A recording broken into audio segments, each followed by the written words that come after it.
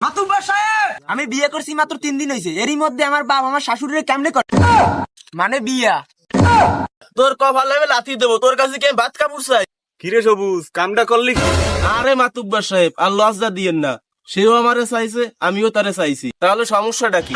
এটা কিভাবে সম্ভব? আমার বাপ যদি আমার শাশুড়িরে বিয়ে করে তাহলে আমার বউ তার মায়ে হয়ে গেল না, আর আমি তো আমার বাপের আগে থেকেই চলছিলাম, তাহলে আমরা দুজন জামাই বউ ভাই বোন হয়ে গেলাম না?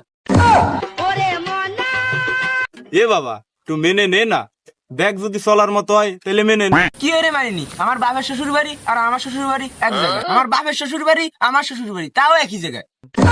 আমি দুঃখে মইরা যাই। আচ্ছা, এরপর যদি আমার একটা ছেলে পেলে হয়, আমার বাপের দাদা কবে না নানা কবে? এরপর যদি আমার বাপের একটা ছেলে পেলে হয়, আমার দুলোভাই কবে না মামা কবে? তুই তো মহা বিপদে পড়ে গেলাম। ইরম সালিশি তো আমি বাপের জন্মে কোনোদিন করি নেই। ও মাতুব্বর, সে নয় বাতি দিলাম, আমি আমার আব্বারে শ্বশুর কব না বাপ কব? আমি কোন বিপদে পড়লাম? এ গাদা, তুই নয় তোর আব্বারে ডেডি ক। হ্যাঁ মাতুব্বর, আমি না আমার বাপরে ডেডি করলাম, কিন্তু আমার বউ আমার বাপরে কি শ্বশুর কবে না আব্বা কবে? আর তো কুলতি পারলাম না, তো মহা মুশকিলে পড়ে গেলাম। মাথা হ্যাঁ লইব না মাতুব্বর, আমি কি আমার শাশুড়িরে মা কব না শাশুড়ি কব? এ গাদা, তুই তো শাশুড়ির তাইলে মামি ডার্লিংই বল।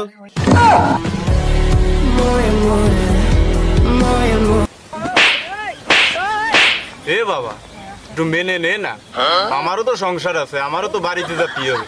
ও মাতুব্বর, তুমি নয় বাড়ি গেলা, আমি যাবো কই? আমার তো নিজের বাড়ি গেলে মনে হয় নিজের বাড়ি আইছি না শহুর বাড়ি?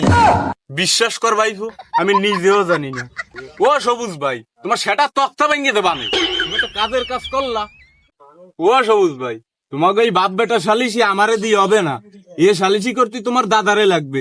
ভাই আমারে তোমরা মাফ করো, ক্ষমা করে দে। আমি জানি কি ডাক।